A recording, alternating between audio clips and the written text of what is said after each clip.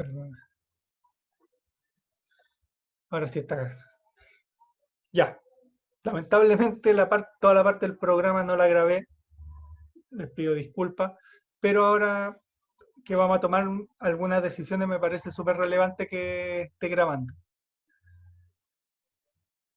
En primer lugar, en psicología tenemos distintas modalidades de clase. Y yo no sé cuál les acomoda más a ustedes. Y es una decisión que les voy a dejar como sección. No tiene por qué ser la misma que van a tomar sus paralelos de curso, que son tres opciones.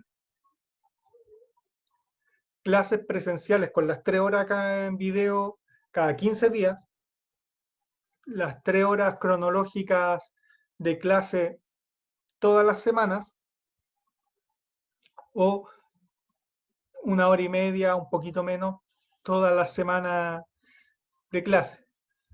Ahora, ¿cuál es la diferencia? Que en el caso de que tengamos las 3 horas todas las semanas, la cantidad de trabajo o las pruebas que les voy a pedir va a ser bastante menor. Si nos vemos todas las semanas 1 hora y media, un poco menos, les voy a dar un trabajo, pero va a ser pequeño. Y si nos vemos cada 15 días durante 3 horas, un poco más, un poco menos, nos vamos, el trabajo que les voy a dar va a ser un poco más grande, entendiendo que más allá de la modalidad que ustedes elijan, dependiendo de sus circunstancias, de si pueden entrar todas las semanas, de su conexión a internet, implica que tenemos que igual ver los contenidos y desarrollar las habilidades. ¿Se entiende? Sí, profe, se entiende. Ya.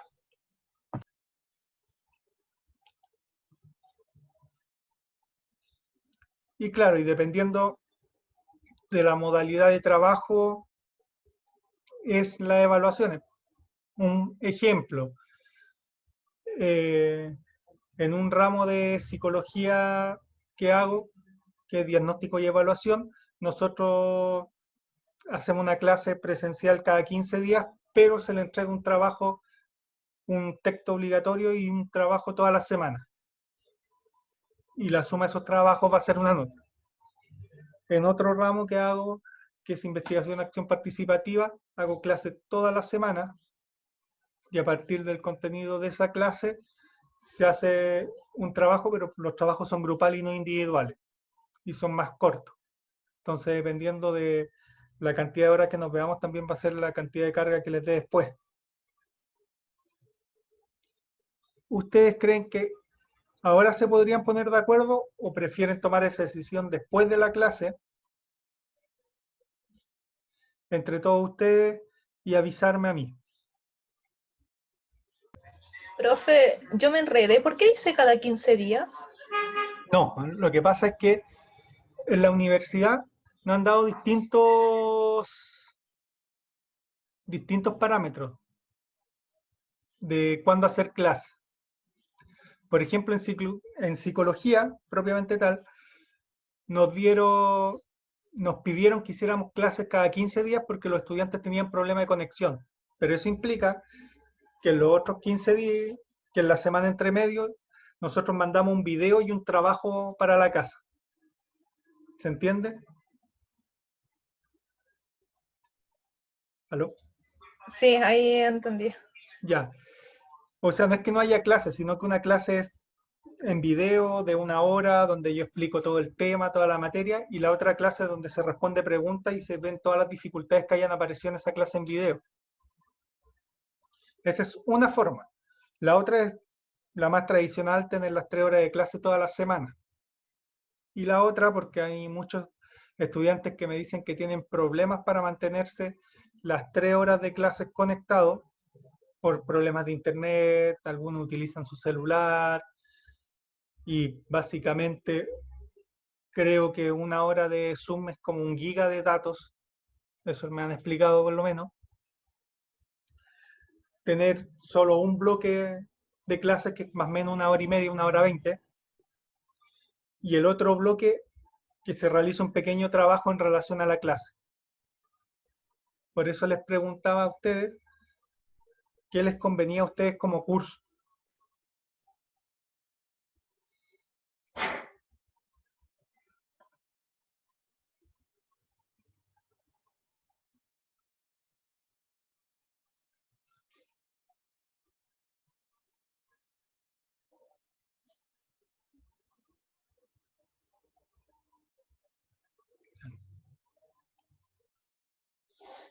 Ya, entonces lo prefieren hablar después.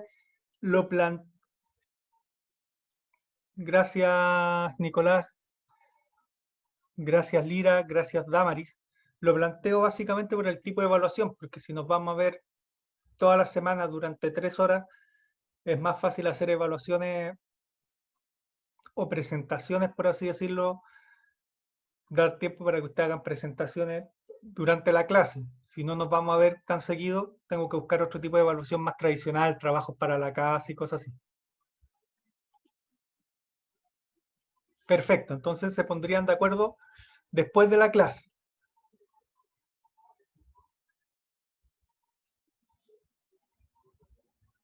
Sí, profe, después de la clase. Ya. Entonces vamos a partir con la clase propiamente tal.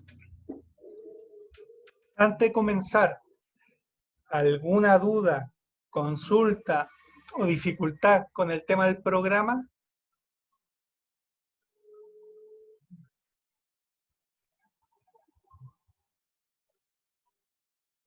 ¿O tienen el programa por lo menos en su poder? Si no, para enviárselo vía mail.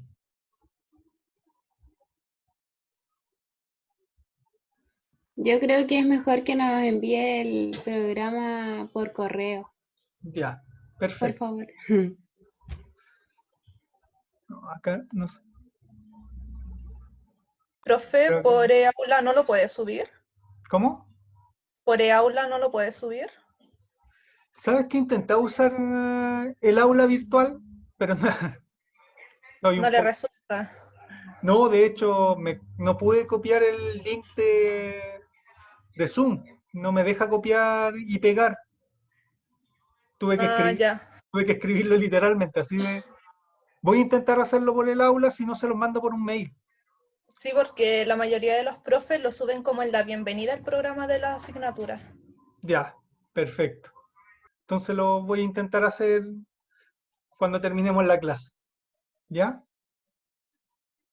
Pero entonces se puede hacer por el aula virtual.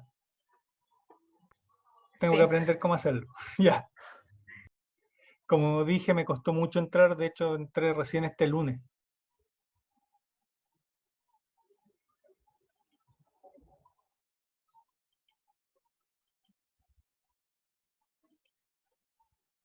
Ya.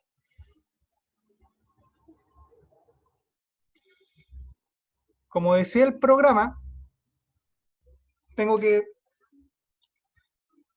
van a ver cuando se lo envíe, partimos con el tema más básico un poco, que es la historia de la psicología y las corrientes fundamentales, que es algo que nos piden que le enseñemos. Supongo que no saben mucho psicología, alguien conoce del tema, tiene un pariente que sea psicólogo, alguna duda que alguna vez le haya surgido en relación a la psicología.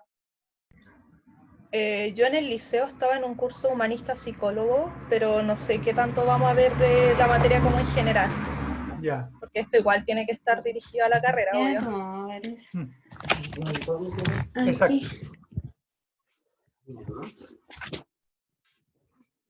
Ya.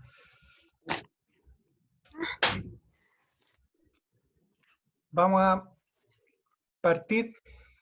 A ver, voy a hacer como el clásico, probablemente que va a aparecer hasta en Wikipedia, que psicología viene de la palabra psique, que era como se referían los griegos a los procesos que en la actualidad llamaríamos mentales, ¿verdad? En esa época no existía la idea de mente. Y la psicología como tal,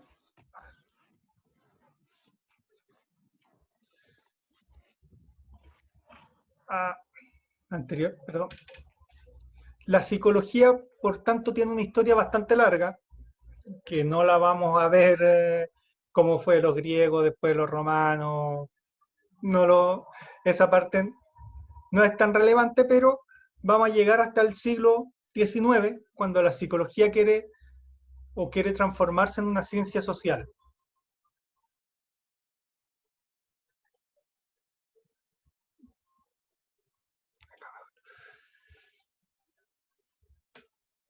básicamente hasta antes de eso la psicología era visto algo así parecido a Nostradamus, al tarot, no, no tenía mayor vigencia, por tanto se tuvo que justificar como ciencia. Y como toda ciencia, básicamente cometió los errores de la mayor parte de las ciencias sociales del siglo XIX, sea la sociología, la antropología, la psicología. Es total y parte siendo total y absolutamente positivista. En la actualidad, si encuentran un psicólogo positivista, debe tener más de 80 años. Ningún psicólogo se diría positivista, pero en esta época sí. ¿Qué quiere decir positivismo? Básicamente que creían que los seres humanos, las reglas que tienen que ver con el comportamiento de los seres humanos, son más o menos iguales que las leyes de la física. O sea, la misma formulación de la ley de gravedad de Newton es aplicable a si yo quiero, si yo me enamoro, si aprendo algo, como. Esa era la pretensión de la psicología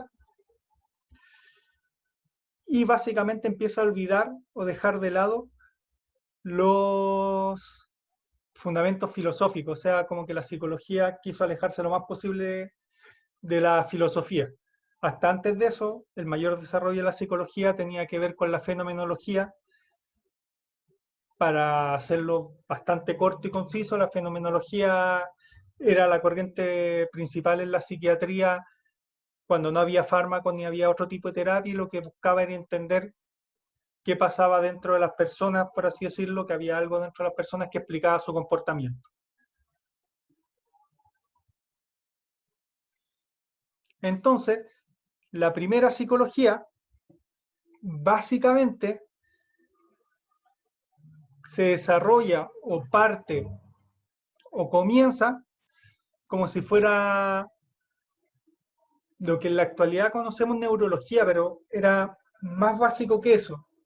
Básicamente medían, por ejemplo, cuánto se demoraba una persona en levantar la mano si me aplicaban un golpe eléctrico. Medían los reflejos, medían la velocidad de los impulsos dentro de los nervios y generaban casi unos laboratorios. Querían parecer lo más científico posible. No querían parecer psicólogos, por así decirlo, no querían parecer charlatanes, querían usar bata blanca, cuaderno de anotaciones, y todos sus experimentos se acercan más a lo que nosotros llamaríamos la neurofisiología o las neurociencias en la actualidad, más allá que en esa época no había la capacidad de mirar el cerebro, por tanto lo que se miraba era el sistema nervioso central, los nervios del cuerpo, más que preocuparse de lo que le pasaba a la gente dentro de su cabeza, eso alejándose lo más posible de la filosofía, que supuestamente, como no era una ciencia, podía encargarse de eso. Así que, por así decirlo, la psicología como tal nace con ese caballero que se ve, la psicología moderna como tal, nace con ese caballero que se ve en el Power, que no me pidan pronunciarlo bien, yo no sé alemán, pero toda la vida le han dicho Wilhelm Wundt, que funda el primer laboratorio de psicología en Alemania. Y esa psicología experimental, como les decía, lo que miden son los impulsos eléctricos del cuerpo, las reacciones fisiológicas, quieren sacar la media de cuánto, qué sé yo, por ejemplo, cuánto se demora normalmente una persona en pestañear, cuánta, si me pegan en el hombro, cuánto me demoro en sentir el dolor, y una serie de experimentos que en la actualidad nadie relacionaría con la psicología, pero así fue como comenzó. Por otro lado, Wilhelm Wundt no se preocupó tanto de eso, existía algo que fue bien denostado, sobre todo en el modelo más estadounidense, que era la psicología de lo que me pasa a mí. Y como había una idea de ser científico, yo empezaba a preguntarme qué me pasaba a mí y empezaba a notarlo como si lo que me pasa a mí no lo sintiera, sino que fuera casi otra persona. era bastante raro, o más que raro, era así comenzó. La verdad es que era como un método científico bastante duro, que tenía la idea de que si la psicología se alejaba de esto, iba a ser, iba a ser mirada mal, o más bien dicho, no iba a ser tomada en serio. De hecho, la psicología en esa época no la tomaban en serio.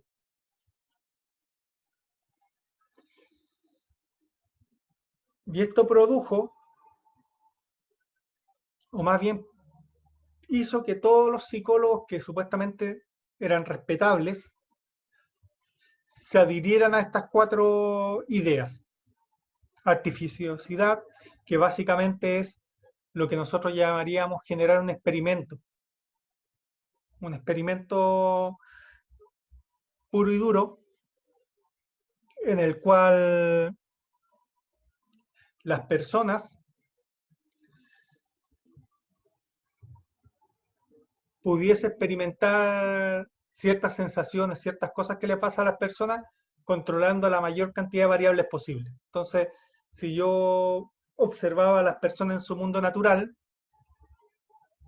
no tenía sentido porque habían demasiadas variables y no las podía controlar. La verificabilidad es básicamente que todo lo que yo observara, si lo aplicaba alguien en Rusia, en China o en Chile, se viera lo mismo, que se pudiera verificar, que se usara los mismos cronómetros, repetibilidad, que en la actualidad le decimos replicabilidad, que es básicamente lo que le dije recién, que se puede hacer en cualquier parte del mundo y si se respetan las condiciones del experimento del mismo resultado. Y en esa época se intentaba medir todo lo que nos pasaba a los seres humanos solo con estadística y el método experimental.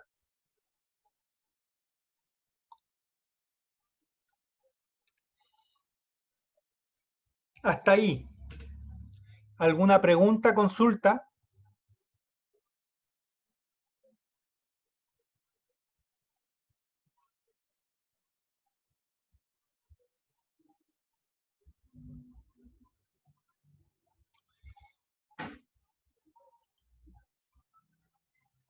Profe, ¿Sí?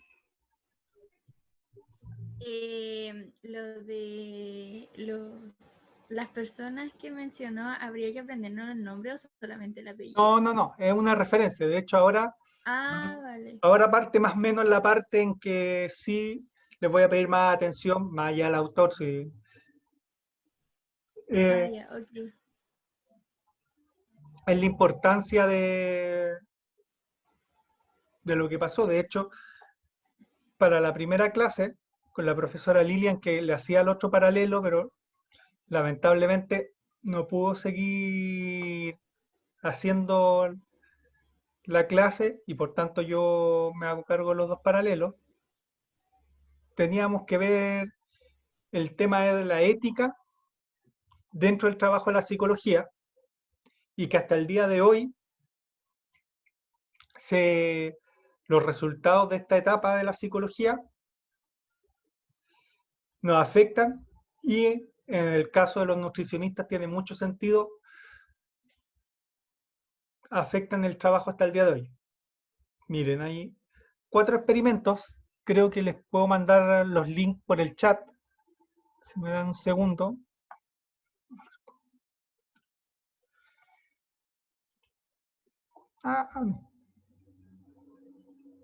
No.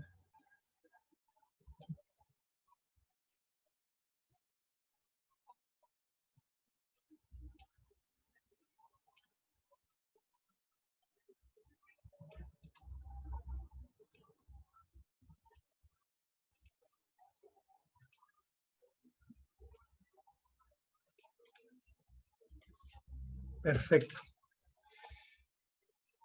Esos 4 links son experimentos que, de hecho, dependiendo de, de lo que me planteen ustedes como frecuencia de las clases o cantidad de clases, por ejemplo, uno de los trabajos podrían ser a partir de estos 4 experimentos que les envié. Básicamente son los primeros experimentos que empezaron a realizarse, salir de la idea de la fisiología clásica y empezar a hacer experimentos sociales muy específicos. Voy a describirlos bien rápido. El primero tiene que ver con el trabajo de Kurt Lewin.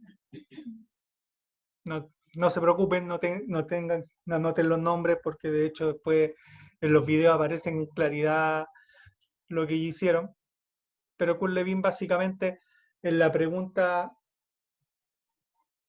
de entendiendo que en Europa había totalitarismo, fascismo, la Unión Soviética, Mussolini y Hitler, él quería demostrar o mostrar qué pasaba con los niños con distintos tipos de líderes, entre unos profesores que le hicieron clase a unos niños, y un profesor era un fascista, el otro profesor era alguien que los dejaba hacer laissez-faire total, o sea, que hicieran lo que quisieran los niños, no le daba ninguna instrucción. Y también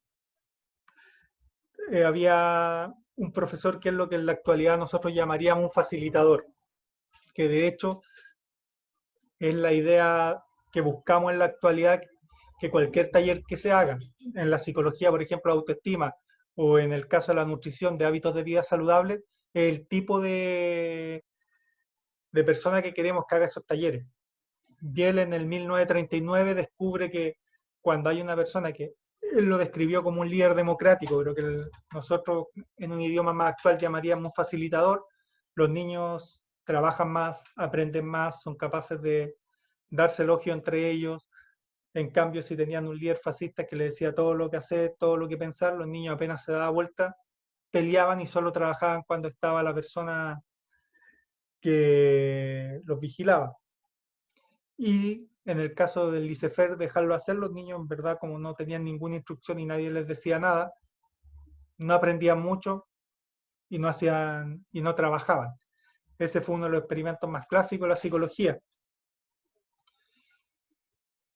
Pero hay otros experimentos que son más terribles. Está el experimento de Milgram en los años 40, en que básicamente quería ver la obediencia a la autoridad, como para explicarse lo que había pasado con la Alemania nazi, cómo los alemanes, que era un pueblo supuestamente muy ilustrado, habían sido capaces de seguir a Hitler hasta la devastación de su país. Y básicamente un experimento donde todos son actores, excepto el sujeto experimental, que él no lo sabe, que era un estudiante de una universidad muy importante en que eran estudiantes de una universidad muy importante en Estados Unidos. En esa época había segregación racial, por tanto eran todos blancos, lo que podríamos, utilizando un concepto de la abuelita, niños de bien. Y lo que hace en ese experimento Milgram es pedirle, supuestamente era un juego donde una persona le tenía que hacer cuestionarios a otra que no te veía, que estaba detrás de un vidrio. En verdad esa otra persona era un actor nada más. Y si respondía mal, tú tenías al lado un doctor que estaba en una bata blanca con todos los títulos habidos por haber detrás y que te decía que le diera un golpe eléctrico y que le fuera aumentando los golpes eléctricos cada vez más. Y el actor cada vez iba exagerando más, se equivocaba a propósito y iba exagerando cada vez más sus movimientos. La idea era ver si a una persona de bien, un niño bien, era capaz de asesinar a otra persona si se lo ordenaban, y lamentablemente el 90% de estos estudiantes universitarios de la élite norteamericana, a pesar de que se ponían muy nerviosos y sufrían, apretaban el botón en un voltaje que decía mortal para la persona y el actor hacía como que moría. Lo que demostró Milgram en ese experimento es que los seres humanos en relación a la violencia y a la obediencia somos capaces de matar a otras personas. También le envié el link del experimento de, por ejemplo, también muy famoso, el de Bandura, que hasta el día de hoy se utiliza en la violencia en la televisión. Básicamente pone a un adulto que le pega a un payaso, más que a un payaso, un mono porfiado, no me sé el nombre técnico, así se llamaba, de esos que uno les pega y se dan vueltas, se devuelven. y después le ponía ese video a los niños y después veía cómo jugaban los niños y los niños aprendían directamente a golpear al payaso. Entonces él demostró que nosotros aprendemos mirando a otros. ¿Eso qué quiere decir? Que la mayor parte de todos los que estamos acá en clase, por lo menos sabemos matar de unas 20 o 30 formas distintas, porque todos hemos visto una película donde se usa una pistola, donde alguien mata con un cuchillo, con una espada y otras formas. Siendo que por lo menos en mi caso yo nunca he tenido una pistola en mis manos, pero sé que las pistolas tienen un cargador, que tienen un seguro, que tienen un cañón y un gatillo. Y demostró que los medios de transmisión social, en especial la televisión, son grandes transmisores de la violencia actual. Otro de los experimentos que les mandé el link es el experimento de Rosenthal y Jacobson, que básicamente tomaron a un grupo de estudiantes, le dijeron a los profesores que le iban a hacer una prueba de inteligencia y dijeron al azar, estos niños van a ser los 5 más inteligentes del curso, preocúpese de ellos. Y la verdad es que fueron 6 meses después, en verdad no eran los 5 más inteligentes del curso, simplemente fueron elegidos al azar. Y eran los niños, y esos 5 niños eran los niños con mejores notas de todo el curso. Y cuando le tomaban una prueba de inteligencia, demostraban que incluso habían subido su nivel intelectual. Después se hizo el contraexperimento de qué pasa si yo le decía a unos profesores que estos niños en verdad no tienen mucho futuro, les cuesta mucho el estudio y no tienen mucho futuro, no van a llegar a la universidad, no tienen nada que hacer. Y después iban 6 meses después y se dan cuenta que eran los 5 niños que tenían más malas notas en el curso y que además habían bajado su nivel intelectual, su coeficiente intelectual, a pesar de que eran niños completamente normales y no tenían ningún problema de aprendizaje. Y lo que se dieron cuenta, y que es la parte relevante para el trabajo de los nutricionistas, tiene que ver con que más importante que las propias capacidades individuales de la persona son las expectativas. Por ejemplo, si ustedes como profesionales tienen altas expectativas en que sus pacientes van a cambiar de estilo alimenticio, van a lograr adaptar su dieta a las necesidades corporales, si una persona con diabetes, si una persona con obesidad o una persona con... se me olvida esta enfermedad que no pueden consumir trigo. Bueno, ustedes la saben mejor que yo. Si pueden adaptar esa dieta, va a depender más que la voluntad de la persona en las propias expectativas de ustedes como profesionales, los cuales les ponen una presión ética mucho mayor, porque implica que si ustedes tienen muchas personas que no están siguiendo sus procesos de cambio de hábito alimenticio, más que en las personas, la responsabilidad va a estar en ustedes. Finalmente, el último experimento que les puse fue un experimento que básicamente cambió el paradigma. Después de ese experimento hay comités de ética si yo quiero trabajar con ser humano. El experimento de Zimbardo, de hecho hay una película, básicamente nuevamente toman estudiantes de una universidad, la Universidad de Stanford, muy famosa en Estados Unidos, de la Ivy League, donde entra la élite de la élite, los hijos de los políticos, los hijos de los multimillonarios, es considerada una de las mejores universidades del mundo. Y en esa época hace un juego en que pone a algunos estudiantes como presos, los transforma en reclusos con batas rojas y los mete a una cárcel que existía en la universidad.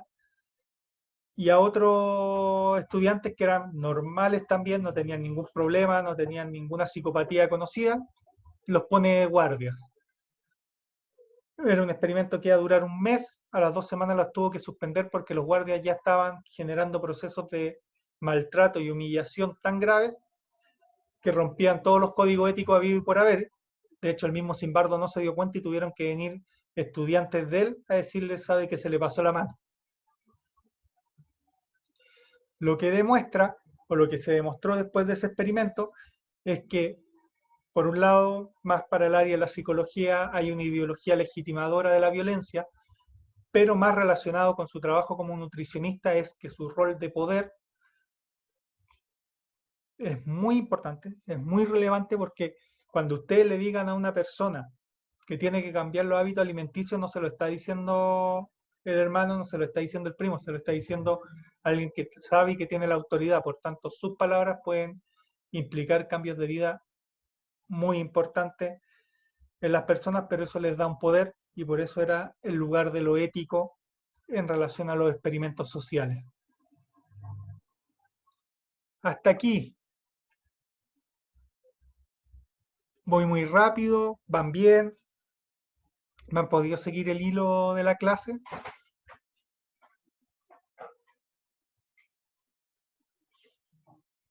¿Todo bien, profe? Perfecto, Felipe.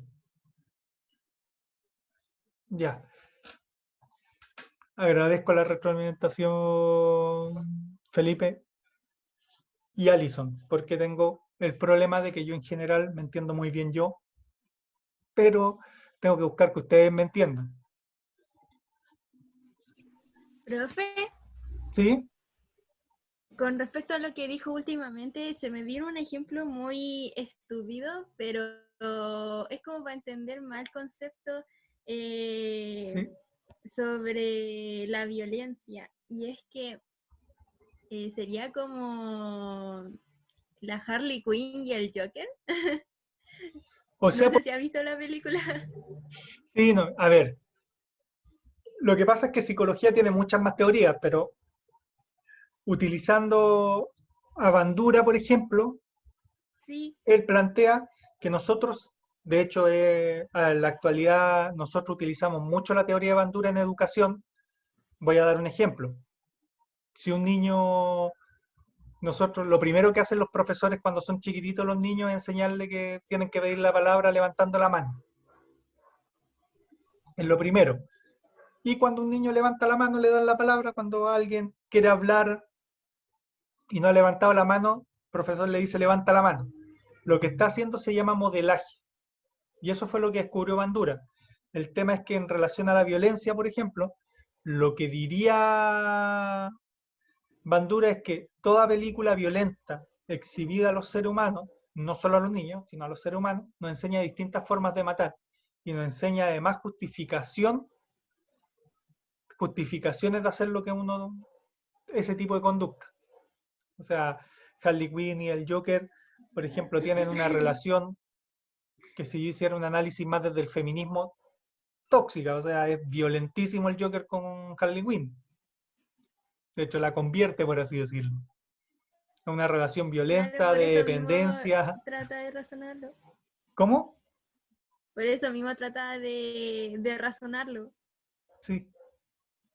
O sea, a ver, por ejemplo, teorías más feministas, que no lo vamos a ver en el curso, pero que si ustedes tienen intereses particulares en el tema, las teorías feministas van a decir que la serie de televisión, los programas, los cuentos infantiles han sido los mayores transmisores de violencia contra la mujer que hay en la historia.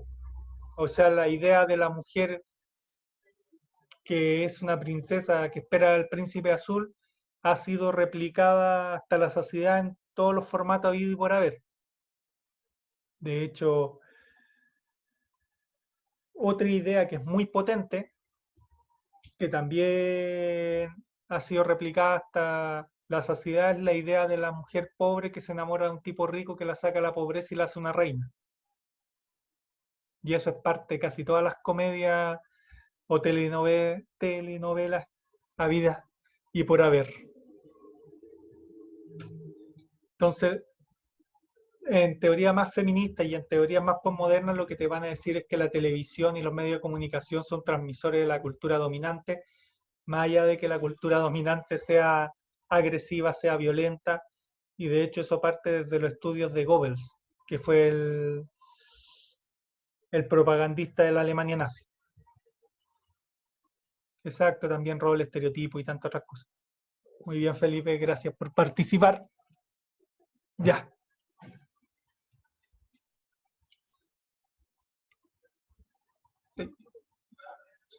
Gracias, profe. No, gracias a ti, Lira, por participar. 3:20. Nos quedan 20 minutos antes del primer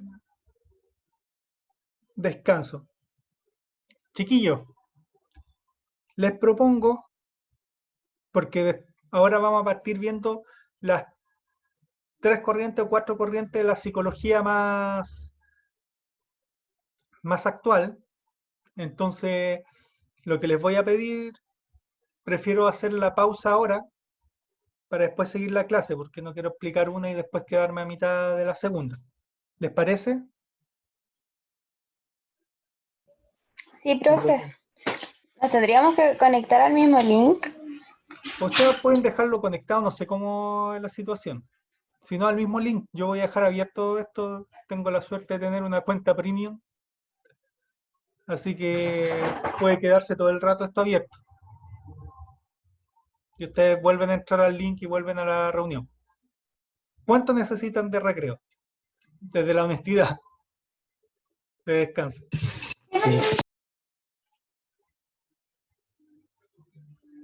Para almorzar, pero es una hora, Nico. 10, 15 minutos, 20, no sé, no es mucho, 15 minutos. Ya. Miren, yo tengo las 15:22, ¿les parece entrar a las 3:35? Y si terminamos antes, terminamos la clase un poco antes. ¿Les parece? Ya, perfecto. Entonces, en 13 minutos más nos vemos. Yo voy a dejar esto prendido porque no tengo problema. Voy a dejar de grabar esta parte, así que nos vemos en un rato, chiquillos.